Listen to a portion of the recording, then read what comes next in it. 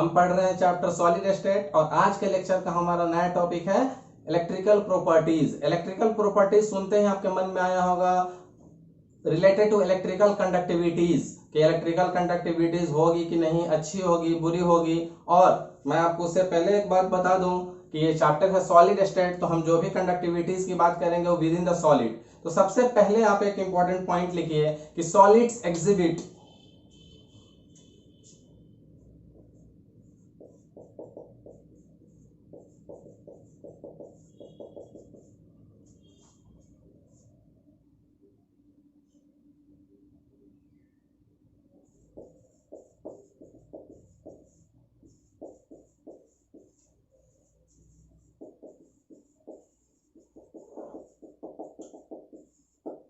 Solids exhibit amazing range of conductivity. Solid जो क्या होती है, अमेजिंग रेंज शो करते हैं किसके लिए, इलेक्ट्रिकल कंडक्टिविटीज के लिए। तो सॉलिड के बारे में ही पढ़ना है क्योंकि हमारा चैप्टर ही सॉलिड है। तो हम कह सकते हैं कि सॉलिड की जो रेंज होती है कंडक्टिविटीज की क्या होती है, अच्छी खासी होती है, अमेजिंग रेंज। अब दूसरा टॉपिक लिखिए कि अगर रेंज इतनी बड़ी है तो उस रेंज के बीच में जब उनके बिहेवियर्स चेंज करेंगे तो उस बिहेवियर्स के बेस पे हम सॉलिड्स को क्लासिफाई भी कर सकते हैं। तो अगला टॉपिक है solids can be classified into 3 types. लिखिए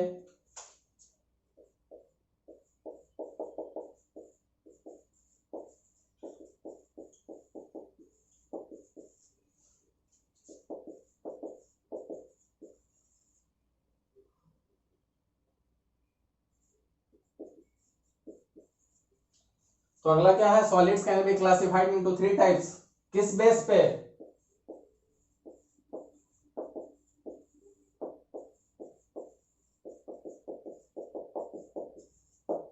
तो मैंने आपको दो चीजें पढ़ाई under the topic electrical properties, और वो टॉपिक किसके लिए पढ़ रहे हैं हम लोग, सॉलिड्स के लिए। तो सॉलिड्स क्या है, काफी अच्छे खासे रेंज शो करती हैं कंडक्टिविटीज की। और दूसरा मैंने पढ़ा है कि उन रेंजेस में उनके बिहेवियर को on the basis of their conductivities हम 3 टाइप्स में सॉलिड को बांट सकते हैं। तो अब 3 टाइप्स क्या है, वो रेंजेस क्या है, कैसे क्लासिफाई होगा, ये सब जानने के लिए हम एक स्केल देखेंगे और उससे ये दोनों पॉइंट्स आपका बहुत अच्छे से क्लियर हो जाएगा। तो आइए हम देखते हैं वो क्या स्केल है। ये स्केल क्या है, लिख लीजिए, कंडक्टिविटी कंडक्टिविटीज रेंज। अब बात कंडक्टिविटीज की हुई है तो यूनिट भी कंडक्टिविटी का लेना होगा। तो यूनिट क्या होता है कंडक्टिविटी का, पर ओम पर मीटर, पर ओम पर मीटर। क्लियर। तो अब हम इस कंडक्टिविटीज के रेंज से दो अपने पॉइंट्स को क्लियर करेंगे कि how solids exhibit amazing ranges of conductivities and how solids can be classified into 3 types based on their conductivities, और वो 3 टाइप्स क्या क्या होंगे। ठीक है, तो ये हमारा स्केल किस चीज का है, कंडक्टिविटीज रेंज का। तो देखिए पहला रेंज क्या होगा, 10 to the power minus 20 to 10 to the power minus 10। ये रेंज है हमारा किसका, कंडक्टिविटीज का। तो जब कोई भी सॉलिड्स इस रेंज में उनके कंडक्टिविटीज फॉल करेगी, ranges from 10 to the power minus 20 to 10 to the power minus 10, यानी कि ये रेंज जो मैं अभी सेट कर रहा हूं,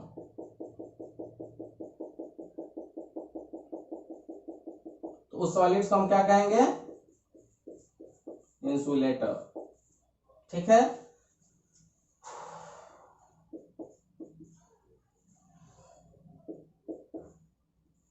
और अगर 10 to the power minus 6 to 10 to the power 4 तक वो रेंज रहेगा तो उसको क्या कहेंगे, देखिए ये वाला सेट जो मैं अभी कर रहा हूं, सेमीकंडक्टर। ठीक है, और the last one 10 to the power 4 to 10 to the power 7 जो मैं इधर सेट कर रहा हूं,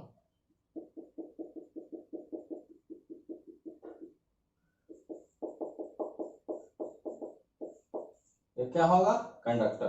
तो अब शायद इस स्केल को आप अगर ढंग से देखें और समझें तो आपका ये दोनों पॉइंट बहुत ही आसानी से क्रिस्टल क्लियर हो जाएगा। तो देखिए ये रेंज कहां से कहां तक है कंडक्टिविटीज की, 10 to the power minus 20 to 10 to the power 7 तक। तो 10 to the power minus 20 to 10 to the power 7 ये रेंज क्या है, काफी बड़ी रेंज है। इसीलिए पहला सेंटेंस है solid exhibit amazing range of conductivity, solids की कंडक्टिविटीज की रेंज काफी अच्छी होती है। दूसरा, solids can be classified into 3 types. 3 types कौन कौन से हुए, insulator, first one is the insulator, second one is the semiconductor and the last one is the conductor. तो ये तीन टाइप्स में सॉलिड डिवाइड किए गए हैं, कैटेगराइज किए गए हैं, बट किसी भी चीज को क्लासिफाई करने के लिए, डिवाइड करने के लिए एक पैरामीटर होता है। तो ये किस पैरामीटर पे? तो बेस्ड ऑन देयर कंडक्टिविटीज। तो ये हमारी कंडक्टिविटीज की रेंज है, इस रेंज पे हम इजीली क्लासिफाई कर सकते हैं सॉलिड्स को। हमने यूनिट क्या लिया है कंडक्टिविटीज का? पर ओम पर मीटर। अगर हमारा रेंज कंडक्टिविटीज की रहेगी, कहां से कहां तक लाई करेगी? 10 to the power -20 to 10 to the power 10 तक, तो उसको हम इंसुलेटर कहेंगे। अगर वो 10 to the power 6 to 10 to the power 4 तक लाई करे, with in the range of 10 to the power -6 to 10 to the power 4, तो उसको सेमीकंडक्टर। एंड उसका अगर कंडक्टिविटीज लाई करे 10 to the power 4 to 10 to the power 7, तो उसको कंडक्टर कहेंगे। तो ये दोनों पॉइंट आपको बहुत आसानी से क्लियर हो गया होगा। चलिए अब हम आगे अपना नया टॉपिक शुरू करते हैं। तो हमने पढ़ा कि on the basis of conductivities solid को 3 टाइप्स में डिवाइड किया। कौन कौन से? Insulator, semiconductor and conductor. अब हम आगे पढ़ेंगे अबाउट कंडक्टर्स। तो कंडक्टर क्या होते हैं? तो कंडक्टर में क्या होती है? इलेक्ट्रिकल कंडक्टिविटी होती है, बट इलेक्ट्रिकल कंडक्टिविटी होने का मैकेनिज्म क्या क्या होता है? तो एक कंडक्टर में conduct electricity through the movement of electrons और आयंस। क्लियर? तो पहले इस स्टेटमेंट को लिखिए, फिर मैं आपको इसको अच्छे से समझाऊंगा।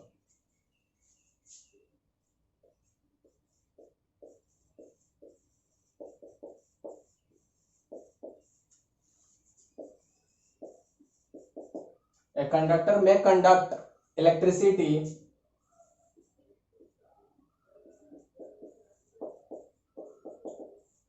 through the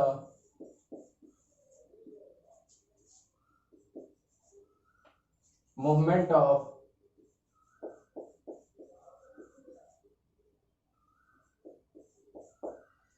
एक कंडक्टर में conduct electricity through the movement of. अब इसमें मैं आपको क्लियर कर दूं कि यहाँ दो अलग अलग चीजें, मूवमेंट ऑफ इलेक्ट्रॉन्स और आयंस, इसीलिए मैं नेक्स्ट लाइन में लिख रहा हूं मूवमेंट ऑफ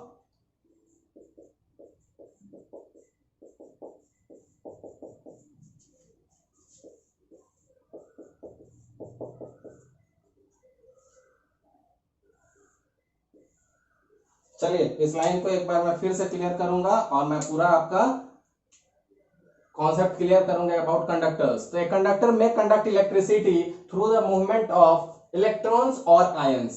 तो इलेक्ट्रॉन्स के मूवमेंट से तो हम बहुत पहले से पढ़ते आ रहे हैं कि इलेक्ट्रिसिटी कंडक्ट होती है, कि इलेक्ट्रॉन्स जिस डायरेक्शन में फ्लो करेंगे इलेक्ट्रिसिटी करंट उसका अपोजिट डायरेक्शन में जाती है। बट आयंस हमारे लिए थोड़ा सा अलग है with respect to movement of electrons. तो जब इलेक्ट्रॉन्स के फ्लो से कोई कंडक्टर बनेगा तो उसको क्या कहेंगे? Metallic conductor.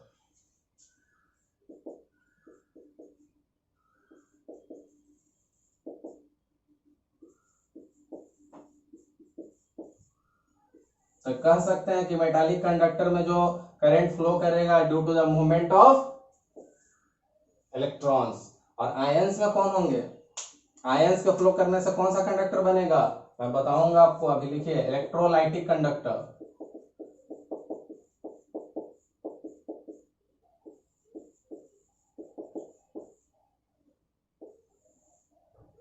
तो दोनों डिफरेंट टाइप ऑफ कंडक्टर्स हो गए, दोनों ही कंडक्टर हैं, बट एक में electricity conducts by the flow of या मूवमेंट ऑफ इलेक्ट्रॉन्स और एक में due to the movement of ions. तो जब इलेक्ट्रॉन्स के मूवमेंट से बनेंगे तो मेटलिक कैरेक्टर, हम जानते हैं कि मेटल्स में करंट कैसे पास होता है? Due to movement of electrons. और आयंस वाले में आपको अभी थोड़ा समझाऊंगा इलेक्ट्रोलाइट क्या होता है। तो थोड़ा रफ में आप लिख लेंगे, यहाँ तो मैं इन दोनों के बारे में आपको अभी आगे बताऊंगा। इलेक्ट्रोलाइट्स के बारे में शॉर्ट नोट्स अगर आप बनाना चाहें तो यहाँ लिख सकते हैं।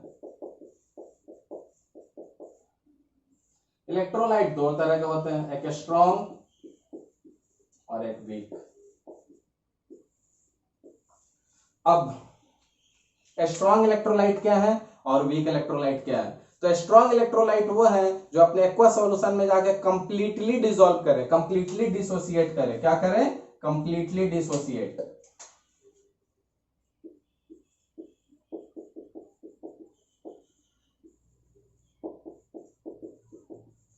और ये क्या करेंगे weak electrolyte? Partially dissociates, partially dissociates मतलब पूरी तरह से डिसोसिएट नहीं करेंगे। क्लियर?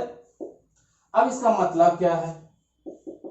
तो कंप्लीटली डिसोसिएट्स का मतलब अल्फा, डिग्री ऑफ डिसोसिएशन कितने होने चाहिए? एग्जैक्टली 1, बट यहाँ पे कंप्लीट डिसोसिएशन नहीं हो रही है, तो अल्फा क्या होगा, less than 1, alpha less than 1, this is alpha exactly equal to 1 when it dissociates completely in the case of a strong electrolyte। तो इलेक्ट्रोलाइट को हमने दो तरह से डिवाइड किया, एक स्ट्रॉन्ग एक वीक। स्ट्रॉन्ग के केस में कंप्लीट डिसोसिएशन होगा, that is alpha equal to 1, and partial dissociation होगा किसके केस में, वीक के केस में, that is alpha equal to less than 1।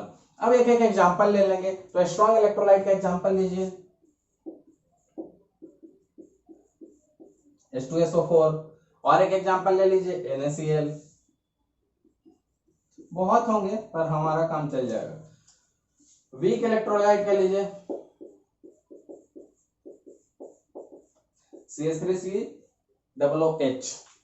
अब जब हम क्या पानी में एक्वा सॉल्यूशन में H2SO4 यानी सल्फ्यूरिक एसिड को डालेंगे तो क्या सिर्फ एक H अपना डिसोसिएट करेगा या दोनों, तो इसका आंसर होगा ये कंप्लीट डिसोसिएशन देगा, इसके दोनों H प्लस पानी में जाके डिसॉल्व करेंगे। बट CH3COOH में कंप्लीट H का डिसोसिएशन नहीं होगा, ये डिसोसिएट करेंगे और बाकी लोग नहीं करेंगे। तो कहने का मतलब है जब हमारा, सीधी सी बात है, जब हमारा कंप्लीट डिसोसिएशन हो गया एक्वा सॉल्यूशन में तो स्ट्रॉन्ग इलेक्ट्रोलाइट, डिसोसिएशन कम हुआ यानी पार्शियल हुआ तो वीक इलेक्ट्रोलाइट। दोनों का एग्जांपल हमने देख लिया, ये थोड़ा अलग रखिए। अब इन दोनों में मैं आपको पढ़ाऊंगा कि क्या डिफरेंस है और दोनों में क्या क्या होता है, दोनों का कॉन्सेप्ट क्लियर करूंगा। तो सबसे पहले मैं बोलूंगा कि मेटालिक कंडक्टर, मेटालिक कंडक्टर में कंडक्टिविटी हो किसके कारण से रही थी, इलेक्ट्रॉन के कारण। तो इलेक्ट्रॉन के मूवमेंट के कारण, due to movement of electrons जो कंडक्टर बने हैं मेटालिक कंडक्टर, तो इलेक्ट्रॉन की मूवमेंट हो रही है, इसलिए इसका दूसरा नाम क्या कह सकते हैं हम,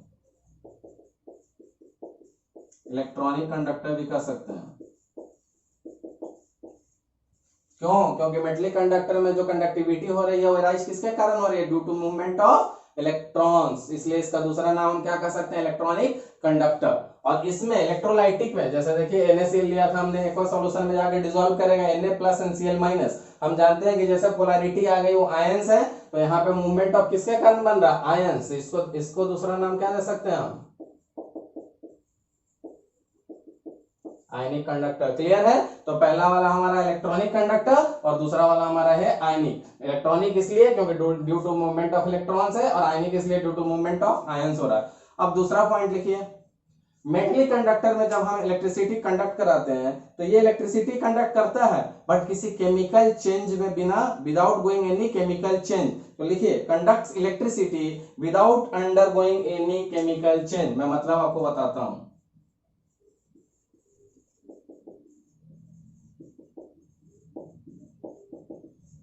conducts electricity without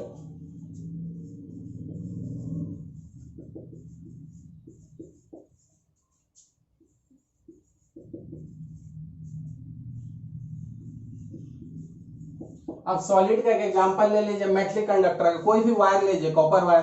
copper wire में क्या हम करंट पास करते हैं तो उसमें कोई केमिकल चेंजेस होते हैं क्या, तो इसका आंसर होगा नहीं, कोई केमिकल चेंजेस नहीं होते, फ्लो ऑफ इलेक्ट्रॉन्स होती है और उनके कारण उसमें करंट फ्लो करते हैं। तो कोई भी conducts electricity without undergoing any chemical change, उनमें किसी भी प्रकार के कोई केमिकल चेंजेस नहीं होती है। बट यहाँ पे हमने एग्जांपल लिया था एक इलेक्ट्रोलाइट ले लीजिए NaCl, नमक। नमक पानी में, नमक में क्या हम करंट पास करेंगे तो करंट पास करेगा, नमक में सॉलिड फॉर्म में करंट पास नहीं करेगा।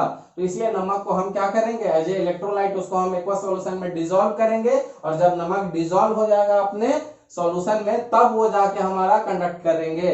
तो नमक में क्या है, पहले सॉलिड फॉर्म में था, पानी में जाकर डिसोसिएट्स हुए, उनमें केमिकल चेंजेस हुए और उसके बाद इलेक्ट्रिसिटी कंडक्ट हुई। नमक को बाजार से पैकेट खरीद के लाएंगे टेबल सॉल्ट NaCl का और सीधा करंट पास करेंगे तो कंडक्टिविटी नहीं होगी।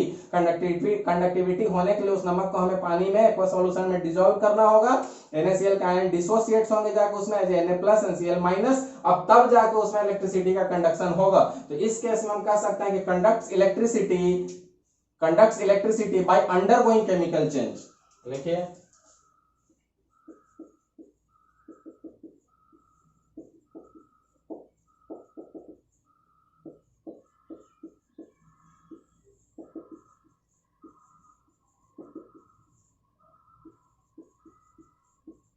तो ये दो पॉइंट बहुत अच्छे से समझ चुके हैं आप लोग। अब तीसरा पॉइंट लिखिए जो मैंने अभी जस्ट आपको बताया कि metal can easily conduct electricity in solid state. Metal solid state में कंडक्टिविटी इजिली कर सकते हैं।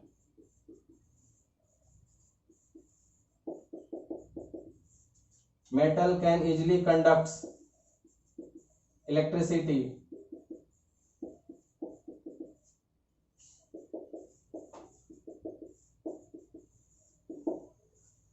क्यों? जैसे मैंने जस्ट अभी एक एग्जांपल दिया था, कॉपर का वायर ले लेंगे, करंट फ्लो करेंगे तो करंट फ्लो होगी, तो क्या कॉपर के वायर में जो करंट फ्लो हो रही है, कॉपर किस स्टेट में? वहां पे सॉलिड स्टेट। बट NaCl में नमक, जब नमक लिया था तो नमक मार्केट से खरीद के लाया तो उसमें इलेक्ट्रिसिटी का कंडक्शन सॉलिड स्टेट में नहीं हो रहा था, तो यहाँ पे क्लियर लिखेंगे कि do not conduct electricity in solid state, because कि जब उनको अगर हमें कंडक्शन कराना है तो उस नमक को हमें पानी में डिसॉल्व करना होगा और तब वो सॉलिड स्टेट में नहीं रहेंगे। तो लिखिए डू नॉट कंडक्ट इलेक्ट्रिसिटी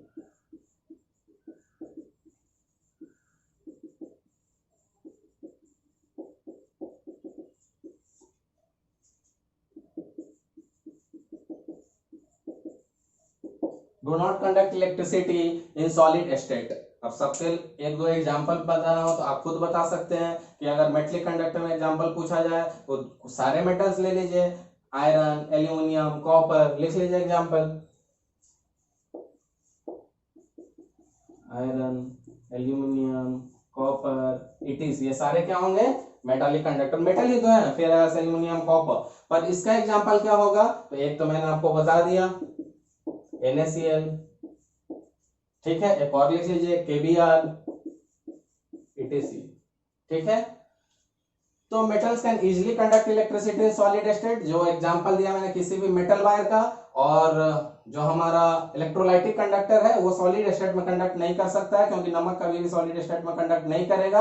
अगर हमें कंडक्शन चाहिए तो उस इलेक्ट्रोलाइट को हमें पानी में डिसॉल्व करना होगा, फिर वो डिसोसिएट करेंगे, फिर उनके आयंस के मूवमेंट से कंडक्शन होंगे। अब एक और अच्छी पॉइंट इसके आगे लिख लीजिए और नोट कीजिए, फिर मैं उसको अच्छे से समझाऊंगा।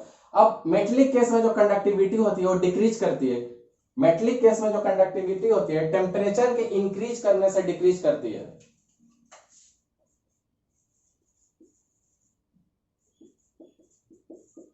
Conductivity decreases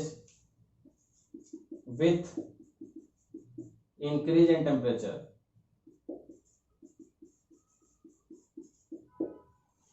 conductivity decreases with increase in temperature. अब ऐसा क्यों होता है कि जब कंडक्टिविटी बढ़ाते हैं, टेम्परेचर बढ़ाते हैं तो कंडक्टिविटी खराब हो जाती है। इस चीज को समझने के लिए हमारा अगले टॉपिक में मैं आपको बैंड थ्योरी से अच्छे से समझा दूंगा कि क्यों मेटल की कंडक्टिविटी खराब होती है टेम्परेचर बढ़ाने से। तो इस पॉइंट में यहाँ पे आप ध्यान रखेंगे। जस्ट अभी इस बोर्ड को रब करूंगा और मैं आपको आगे क्लियर समझा दूंगा कि कंडक्टिविटी क्यों खराब होती है on the basis of band theory. तो ये आपको अभी याद रखना है कि conductivity decreases with increase in temperature, किसके केस में? मेटलिक के केस में। बट इधर उल्टा होता है, इधर क्या होता है?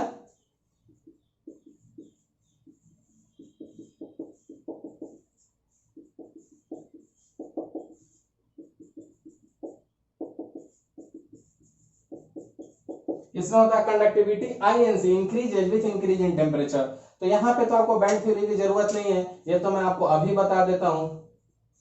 अब अगर हमने नमक को पानी में डाला, हम टेम्परेचर बढ़ाएंगे तो जो उसके इंटर आयनिक फोर्स होंगे वो क्या होंगे? वो कमजोर होंगे, वो आसानी से टूटेंगे। आसानी से टूटेंगे, उनकी मोबिलिटी क्या होगी? बढ़ेगी। और मोबिलिटी उनकी बढ़ेगी तो हमारी कंडक्टिविटी भी क्या होगी? अच्छी होगी। यानी कि उनको conductivity increases with increase in temperature, temperature बढ़ा, उनके बीच के फोर्सेज वीक हुए, इंटर आयनिक फोर्सेज वीक हुए, उनकी मोबिलिटी बढ़ी और हमारी कंडक्टिविटी अच्छी हो गई। बट कंडक्टर के केस में ऐसा नहीं हुआ है। कंडक्टर के केस में टेम्परेचर बढ़ाने से हमारी कंडक्टिविटी खराब हो गई है। क्यों खराब हुई है इसको समझने के लिए हम चलते हैं अपने अगले टॉपिक पे। तो पहले मैं इसको रब कर देता हूं और फिर चलता हूं अगले टॉपिक। आइए तो हम चलते हैं ये जानने के लिए कि क्यों मेटल में टेम्परेचर बढ़ जाने से कंडक्टिविटी खराब हो जा रही थी। तो इसके लिए हम जानना चाहेंगे बैंड थ्योरी। तो चलिए मैं आपको बताता हूं कि बैंड थ्योरी के बेसिस पे कैसे क्लासिफिकेशन होगा और टेम्परेचर के इफेक्ट पे क्या क्या होगा।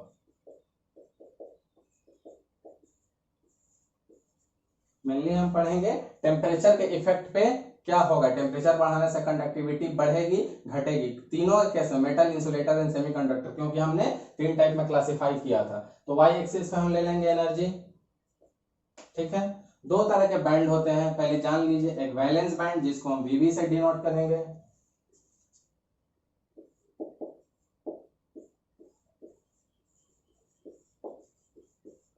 और एक Cb कंडक्शन बैंड।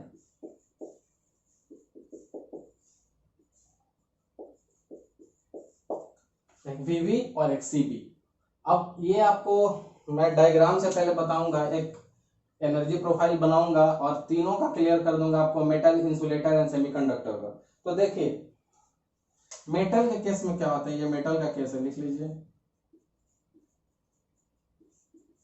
मेटल का केस है। मेटल के केस में जो है हमारे बैंड होते हैं,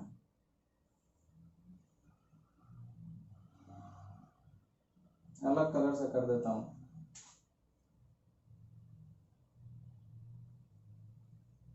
ठीक है। अब वैलेंस बैंड नीचे होंगे और कंडक्शन बैंड ऊपर होंगे। क्यों होंगे मैं आपको उसका जवाब भी दूंगा।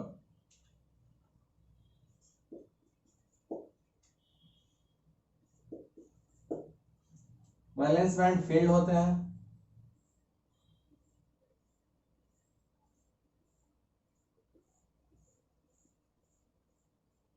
इसको क्या कह सकते हैं,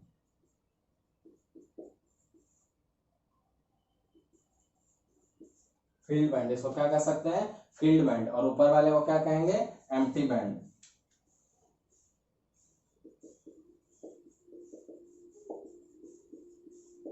ठीक है।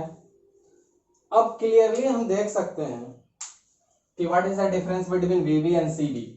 तो Vb में हमें पता है कि फीलिंग हुई है और Cb में कोई इलेक्ट्रॉन कुछ भी फीलिंग नहीं है, खाली है। तो आप ये बताइए कि फील्ड चीजों में ज्यादा वेट होगा कि एम्प्टी चीजों में, कौन ज्यादा वेट होगा या कौन ज्यादा लाइटर होगा। तो आप कहेंगे कि जो फील्ड है वो थोड़ा भारी होगा, इसीलिए भारी होने के कारण वैलेंस बैंड नीचे है। और जो इन चीजों में किसी की फीलिंग नहीं हुई वो थोड़ा हल्का है, हल्के होने के कारण कंडक्शन बैंड कहाँ पे है, ऊपर है। और दोनों के बीच की जो देखिए बाउंड्री है ऑलमोस्ट ओवरलैप है। तो अगर कंडक्शन बैंड के इलेक्ट्रॉन्स यहाँ पे जो हैं, सॉरी वैलेंस बैंड के जो इलेक्ट्रॉन्स हैं वो इजिली इधर मूव कर सकते हैं, रास्ते में कोई बैरियर नहीं है, ये इलेक्ट्रॉन आराम से इधर मूव कर सकते हैं। और जब इलेक्ट्रॉन्स की मूवमेंट इजिली होगी from valence band to conduction band, तो नाम से क्लियर है कंडक्शन। अगर यहाँ इलेक्ट्रॉन पहुंचेंगे तो कंडक्टिविटी होगी। और मेटल के केस में ये दोनों ओवरलैप कर रहे हैं, इसलिए आराम से इलेक्ट्रॉन पहुंचेंगे, इसलिए मेटल के केस में कंडक्टिविटी क्या होती है, बहुत अच्छी होती है। क्लियर, देख लीजिए, ये valence band which is field band, this is conduction band which is empty band. Field होने के कारण इसका वजन ज्यादा है, नीचे रहेगा, और ये हल्के होने के कारण ऊपर जाएगा। वैलेंस बैंड के इलेक्ट्रॉन अगर मूव करके कंडक्शन बैंड में पहुंच गए तो इलेक्ट्रिसिटी का कंडक्शन अच्छा होगा, देखिए आराम से पहुंचेंगे, क्योंकि Vb और Cb के बीच में कोई गैप नहीं है। बट अगर इंसुलेटर की बात करें तब आपको ये और क्लियर होगा कि गैप कैसे होता है। देखिए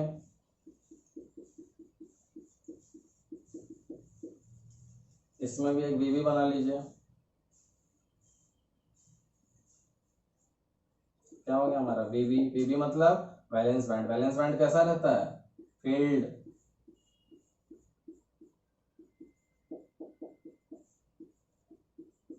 अब इंसुलेटर है, नाम से क्लियर है, इंसुलेटर जैसे कोई वुड, उसे इलेक्ट्रिसिटी का कंडक्शन नहीं होना है, तो वैलेंस बैंड के इलेक्ट्रॉन कंडक्शन बैंड पे नहीं पहुंच पाएंगे, इसलिए इनके गैप बहुत बड़े होते हैं। कलर बदल देता हूं तो आपको कोई दिक्कत नहीं होगी।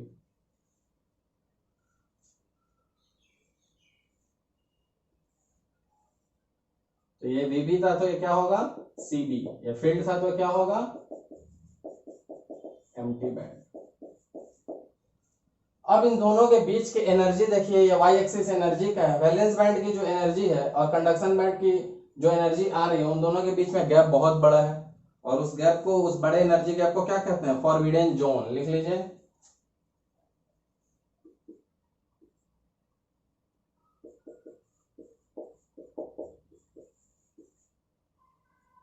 यहाँ आई है फॉरबिडन, BIDDEN, और ये जोन है हमारा एड जोन, वही जोन। ठीक है। तो अब देखिए मेटल के केस में जो दोनों ओवरलैप हो रहे थे, Vb यानी valence band with conduction band, तो आराम से कंडक्शन हो रहा था, क्योंकि Vb के इलेक्ट्रॉन्स आराम से Cb में जा रहे थे।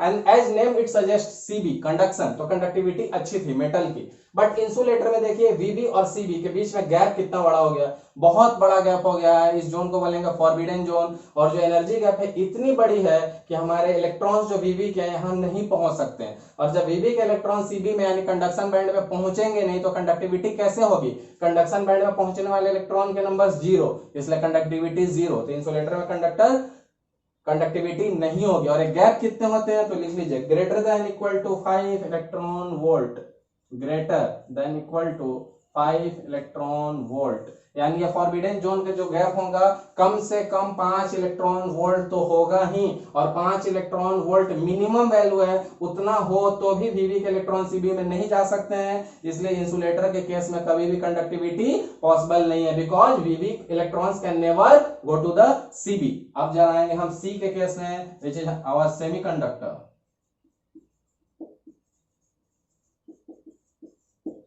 ध्यान से देखिए, मैंने तीनों में मैं आपको अच्छे से बता दे रहा हूं कि आपको कोई डाउट नहीं रहे। देखिए फिर से वीबी नीचे रहेगा, क्यों, क्योंकि वीबी भरा हुआ है, तो भरने वाले कैसे कर लीजिए फिलिंग, और भरा हुआ है तो क्या कहेंगे उसको, फील्ड बैंड, और उसका नाम क्या है, वैलेंस बैंड। अब आप खुद सोच के देखिए कि मेटल की कंडक्टिविटी अच्छी होती है। थोड़ी देर पहले मैंने आपको एक स्टार्टिंग में आज पढ़ाया था एक स्केल, तो स्केल में सबसे बुरी कंडक्टिविटी होती थी इंसुलेटर की और सबसे अच्छी कंडक्टिविटी होती थी मेटल की, और इन बिटवीन कौन रहता था, सेमीकंडक्टर, इन बिटवीन, तो गैप भी इन बिटवीन, यहाँ नो गैप, यहाँ मैक्सिमम गैप, यहाँ गैप इन बिटवीन, इससे गैप ज्यादा और इससे गैप कम। तो देखिए कलर बदल लो, फिर कौन सा जोन आएगा,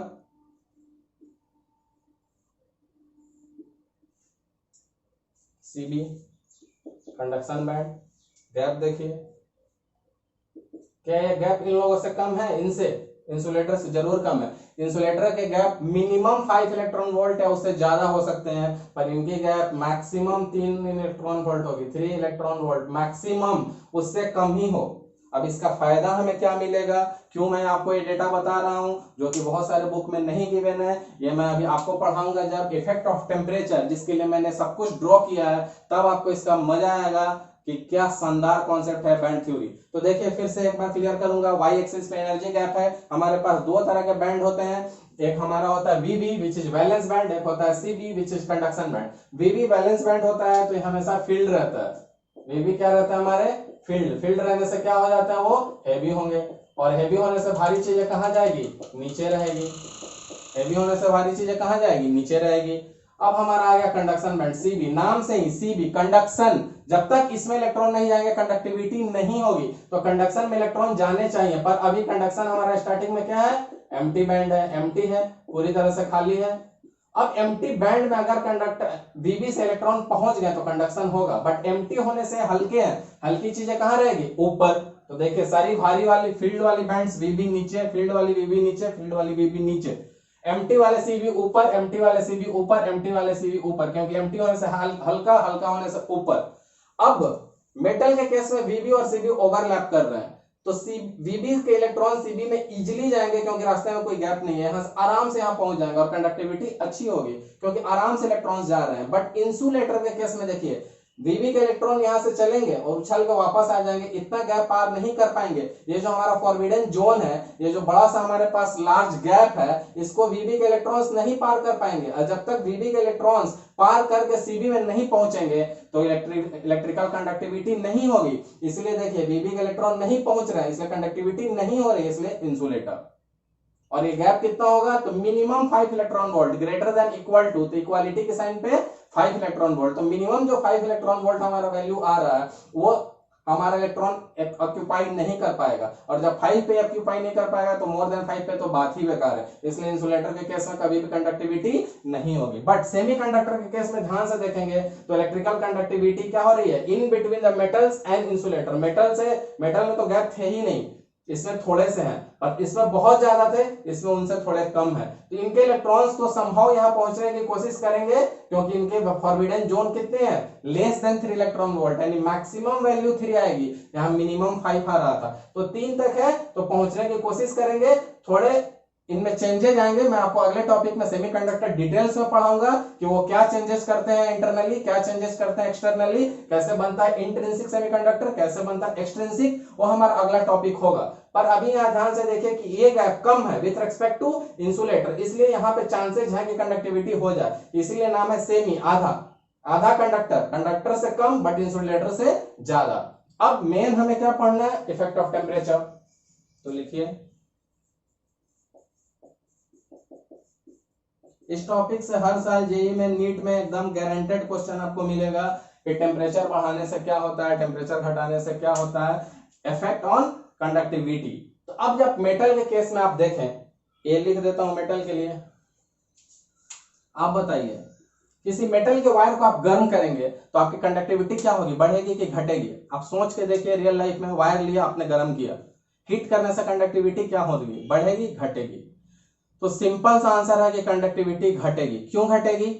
क्योंकि किसी भी चीज को हीट करेंगे उनमें काइनेटिक एनर्जी बढ़ेगी, इलेक्ट्रॉन्स में उनकी वाइब्रेशन आएगी, इलेक्ट्रॉन्स अपने प्लेस से डिसलोकेट करेंगे, और अगर इलेक्ट्रॉन्स डिसलोकेट करेंगे तो क्या होगा, यहाँ बहुत ध्यान से उस चीजों को बैंड थ्योरी में आप समझिए। यहाँ वीबी के इलेक्ट्रॉन्स है, नीचे से हमने गर्म करना शुरू किया, वो गर्म होंगे तो यहाँ आएंगे, यहाँ जो इलेक्ट्रॉन पहुंचेंगे अगर ज्यादा गर्म कर दिया तो आउट ऑफ कहां चले जाएंगे, आउट ऑफ कंडक्शन बैंड। अब इलेक्ट्रॉन को कंडक्शन बैंड तक तो जाना बहुत अच्छी बात है कंडक्टिविटी के लिए, पर ज्यादा करेंगे तो काइनेटिक एनर्जी ज्यादा बढ़ेगी, गर्म होने से काइनेटिक एनर्जी इंक्रीज करेगी, इंक्रीज करने से कुछ इलेक्ट्रॉन्स होंगे जो इस सीबी के बॉर्डर लाइन को क्रॉस करके बाहर चले जाएंगे, और जब इलेक्ट्रॉन सीबी के बाहर चले जाएंगे तो कंडक्टिविटी क्या हो जाएगी, डिक्रीज।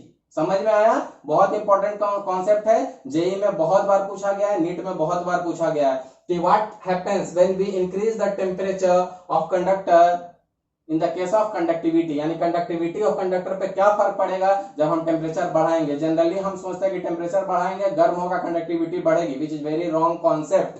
जब गर्म करेंगे तो वैलेंस बैंड के इलेक्ट्रॉन्स की काइनेटिक एनर्जी बढ़ेगी और they may go beyond CB, CB conduction band के बाहर, और जब कंडक्शन बैंड के बाहर जाएंगे तो पहले से कंडक्टिविटी बुरी हो जाएगी, घट जाएगी। तो लिख लीजिए conductivity of metal decreases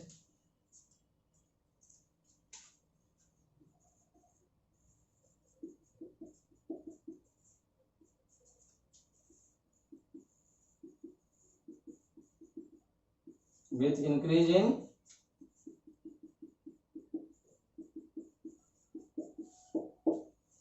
conductivity of metal, एक case conductivity of metal decreases. क्यों? क्योंकि जैसे टेम्परेचर बढ़ाएंगे इन इलेक्ट्रॉन्स की काइनेटिक एनर्जी बढ़ेगी और कुछ इलेक्ट्रॉन्स जो यहाँ पहुंचेंगे वो इसके बाहर भी जा सकते हैं, और सीबी के बाहर जाने से कंडक्शन खराब, क्योंकि वो कंडक्शन बैंड के बाहर चले गए। अब इंसुलेटर के केस में देखेंगे, इंसुलेटर के केस में तो हम गर्म करें नहीं करें कुछ भी कर ले, मिनिमम गैप 5 इलेक्ट्रॉन वोल्ट का है, वो कभी भी पार नहीं कर पाएंगे। यहां से यहां पहुंचेंगे, गर्म कर देंगे, यहां पहुंचेंगे, वो सीबी में पहुंचेंगे ही नहीं। तो इंसुलेटर में हम कुछ भी कर लें, एनर्जी गैप इतनी ज्यादा बड़ी है कि उससे कोई फायदा नहीं होगा। तो इंसुलेटर के केस में लिख लीजिए, लिखिए energy gap is very large, hence it do not conduct electricity.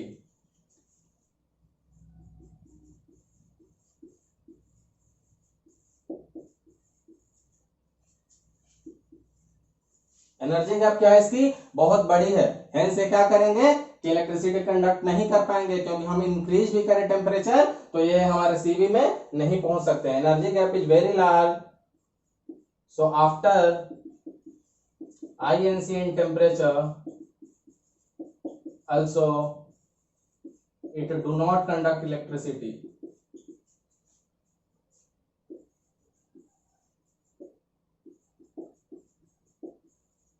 यहां लिख दिया मैंने कि शायद आपको दिखने में कोई दिक्कत नहीं हो।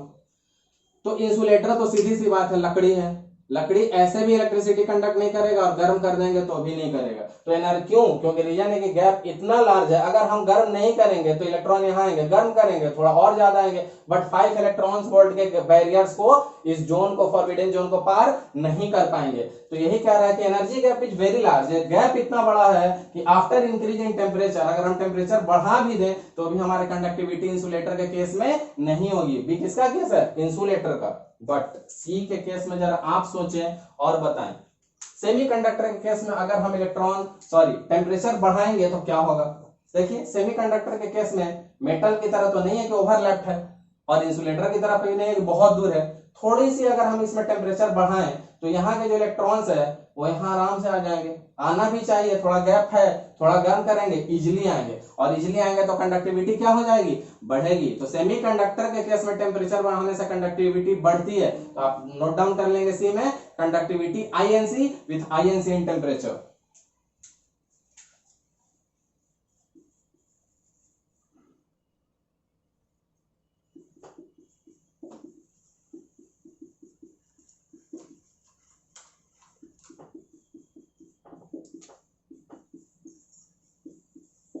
तो टेम्परेचर का इफेक्ट मैंने आपको समझा दिया बहुत आसानी से, बैंड थ्योरी के बेस पे टेम्परेचर का इफेक्ट बहुत आसान है। जब दोनों बॉक्स में सीबी और वीबी में कोई गैप नहीं है, वीबी के इलेक्ट्रॉन इजिली सीबी में गए तो कंडक्टिविटी अच्छी थी। बट टेम्परेचर बढ़ाने से जो यहाँ के इलेक्ट्रॉन्स थे वो आउट ऑफ सीबी चले गए, इसलिए टेम्परेचर बढ़ाने से उनकी कंडक्टिविटी खराब हो गई। पहले से कंडक्टर की कंडक्टिविटी अच्छी थी, टेम्परेचर बढ़ाने से उनके जो इलेक्ट्रॉन्स है वीबी के वो आउट ऑफ सीबी चलेगा, कंडक्शन एरिया के बाहर, इसलिए कंडक्टिविटी बुरी हुई। इंसुलेटर में आइदर हम टेम्परेचर बढ़ाएं या ना बढ़ाएं कोई फर्क नहीं पड़ने वाला है, क्योंकि इसमें कंडक्टिविटी नहीं होगी। क्यों? क्योंकि energy gap is very large, so after INC in temperature also it do not conduct electricity, क्योंकि मिनिमम वैल्यू 5 इलेक्ट्रॉन वोल्ट है और इलेक्ट्रॉन कभी भी इस गैप को पार नहीं कर पाएगा, चाहे हम कितना भी गर्म कर ले। बट सेमीकंडक्टर के केस में थोड़े होप्स हैं। देखिए गैप ना कम है ना ज्यादा, इंटरमीडिएट में, तो थोड़ा गर्म करने से जो वीबी है उसके इलेक्ट्रॉन को सीबी में आने में थोड़ा ईज हो जाएगा, आसानी से आ सकेंगे, और आसानी से आएंगे तो कंडक्टिविटी बढ़ेगी। तो conductivity INC with increase in temperature. तो आई थिंक आपको आज का लेक्चर बहुत क्लियर समझ में आया हो। मैंने आपको कोशिश किया कि मॉडर्न फिजिक्स के बेस पर कंडक्शन बैंड थ्योरी पढ़ाया जाए और आपका थोड़ा सा व्यू चेंज किया जाए about metals, insulator and semiconductor. थोड़ा ट्रेडिशनल डेफिनेशन से हट के आज आपने सीखा होगा about metal, insulator and semiconductor. और सबसे मजेदार और बेहतरीन चीज मैंने आपको बताई कि कैसे इफेक्ट ऑफ टेम्परेचर को आप इजीली समझ पाएंगे कि गर्म करने से क्या ऐसी प्रॉब्लम आ रही थी कि कंडक्टर की कंडक्टिविटी खराब हो रही थी, और गर्म करने से क्या ऐसी चीज आ रही थी कि सेमीकंडक्टर की कंडक्टिविटी अच्छी हो रही थी। तो होप ये लेक्चर आपको बहुत पसंद आया हो, आप इसको समझिए, पढ़िए, कोई दिक्कत हो तो वीडियो को रिव्यू कीजिए। फिर भी आपको अगर लगे कोई डाउट है तो कमेंट सेक्शन में कमेंट कीजिए, मैं आपको रिप्लाई करूंगा।